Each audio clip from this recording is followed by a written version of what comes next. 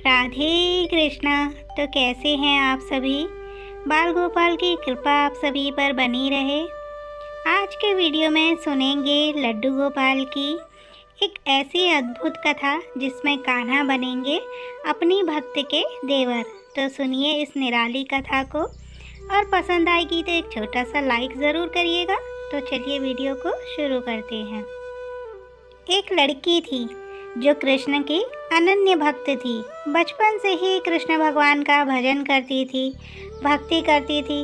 भक्ति करते करते बड़ी हो गई। भगवान की कृपा से उसका विवाह भी श्री धाम वृंदावन में किसी अच्छे घर में हो गया। विवाह होकर पहली बार वृंदावन गई, पर नई दुल्हन होने से कहीं जा न सकी और मायके चली गई। और वह दिन भी आया जब उसका पति उसे लेने मायके आया। अपने पति के साथ फिर वृंदावन पहुंच गई। पहुंचते पहुंचते उसे शाम हो गई।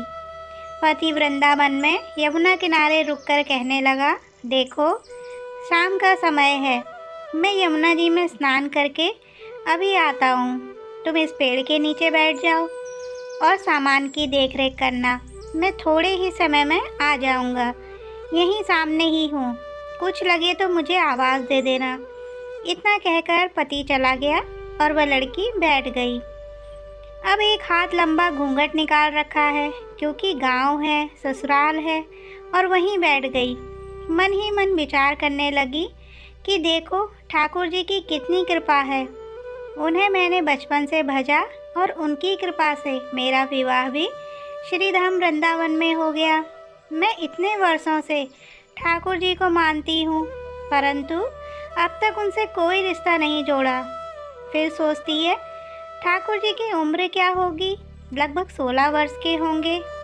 मेरे पति 20 वर्ष के हैं, उनसे थोड़े से छोटे हैं, इसीलिए मेरे पति के छोटे भाई की तरह हुए और मेरे देवर की तरह। तो आज से ठाकुर जी मेरे देवर हुए।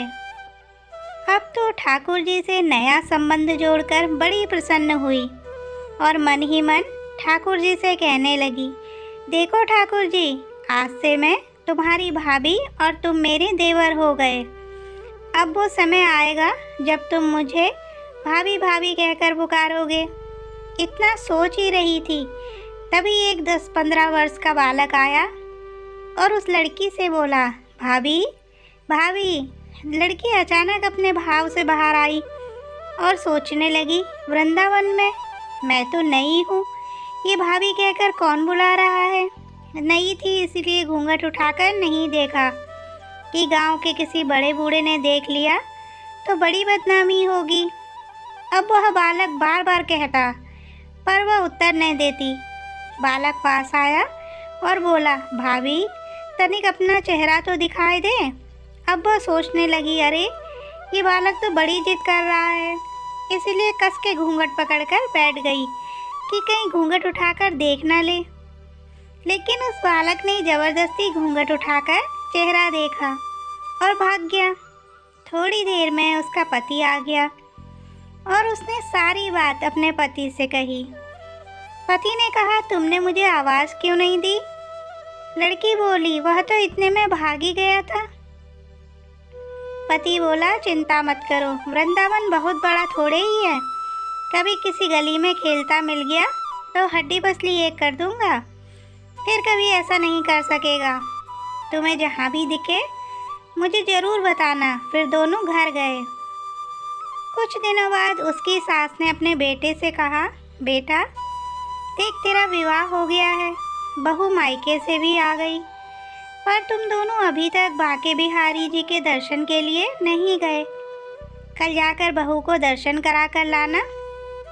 और अगले दिन दोनों पति पत्नी ठाकुर जी के दर्शन के लिए मंदिर जाते हैं। मंदिर में बहुत भीड़ थी।